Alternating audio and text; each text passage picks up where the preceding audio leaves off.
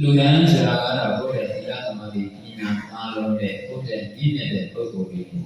ပြီးတဲ့သဘောပေါ့။ဥပမာသံဃာတော်ရှင်တွေဒီကိုသင်္ကန်းတွေသူတွေဆွမ်းတွေသူတွေစာရှိပြီးဖြစ်တယ်။ဒါကလည်းပဲလောကအသုံးပြီးနဲ့ခွဲပြီးတော့သုံးပြတကယ်နဲ့ကတော့ဆွမ်းကျေတာပြီးကန်းတာလူဒန်းတာအဲ့ဒါတွေအားလုံးကဒါနာတဲ့ကိုကုံလုံးကျိုးဝင်အဲ့ဒီတော့ဆွမ်းကျေပြီးကလူဒန်းခြင်းက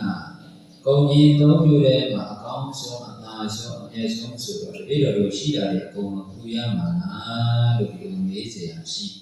အဲ့ဒီလိုတော့မဟုတ်ဘူးတဲ့ဒီစီဥစ္စာသုံးဆွဲခြင်းနဲ့ပတ်သက်ပြီးတော့မြတ်စွာဘုရားဟောတာတဲ့အာဏာလေးတွေရှိသတုတာဝိပစေဘောကေပန္တိတောကရမောဝတ္တဧကိနဘောကေဘုံစေယဒွိဟိကမ္မံခယောဇတိသတုတေသနိဒာပိယအာပဒါတုဘဝေတတိပန္တိတောကရမောဝတ္တအေယံဒီတော်လူပေါင်းမှာနေတဲ့ပညာရှိတဲ့ပုဂ္ဂိုလ်များသတုတာဝိပစေဘောကေကိုရှာနာဝေထားတဲ့ဥစ္စာတွေကိုလေးပုံပုံရမယ်အဲဒီလိုလေးပုံပုံပြီးတော့ဧကိနဘောကိဘုံစေယတဘုံကိုစားဝင်နေရတော့သုံးဆွဲရလူကျင်တယ်ဆိုရင်အဲ့ဒီကိုစားမယ်တဲ့ကအနိုင်တော့ထည့်ပြီးတော့လူအကုန်လုံးလူရမယ်လို့ဆိုလို့ကိုစားမယ်တဲ့ကအနိုင်တော့ထည့်ပြီးတော့လူဝိဟိကမ္မံမယောစီနှစ်ပုံကိုတော့ကိုယ့်ရဲ့စီးပွားရေးလုပ်ငန်းတွေပဲရှင်းပြီးပြုတ်နေရမယ်သတုတေနဣဒာပေယအာပဒါတုဘဝေတတိနောက်ဆုံးချက်နဲ့တဘောကိုတော့အာပဒါတုဘဝေတတိဒီလောကအန္တရာယ်နဲ့ပြည်စုံလာတဲ့အခါကျမ်းမာရေးတွေအောက်ပြန်လာတဲ့အခါမှာအရေးပေါ်ကိစ္စတွေမှာသုံးဆွဲဖို့ဆိုပြီးတော့နောက်ဆုံးချက်နဲ့တဘောကိုတော့စွထားရသိထားရမယ်အခုကိတ္တနာနဲ့ပြောရရင်။ဒါလည်းမှစွထားရရွှေတွေပါလေးဝယ်ပြီးတော့စွထားရမယ်လို့ဒါပြန်ပြီးတော့ပြောရကိုရှာလာကိုရတဲ့ဒီစုစာတွေကိုလေးပုံပုံ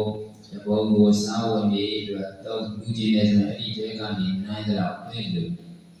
နှစ်ပုံကိုတော့အရင်ဒီလို့ကျန်တဲ့ပုံကိုတော့စုထားသိတာအဲ့ဒါအိမ်အောင်ရှင်များစနစ်ထားကြီးပွားကြဖို့ရပစ္စည်းအကောင်လေးပုံပုံတပုံသုံးဆောင်ပါနှစ်ပုံမှာကရင်ဒီတာစီးပွားရှာဖို့ရသတုတ္တဘောအနေညာပုံဝေစုလေမြေသာလို့ဒီလိုမှလေးရှိဒါကအားလုံးပြန်ပြီးတော့လက်ချုပ်ပြီးတော့ပြောရဂုံကြီးဆိုတာ၃မျိုးရှိတယ်အဲဒီဂုံကြီး၃မျိုးကစီဥစ္စာတွေပစ္စည်းလို့ဂုံနာကတစ်မျိုး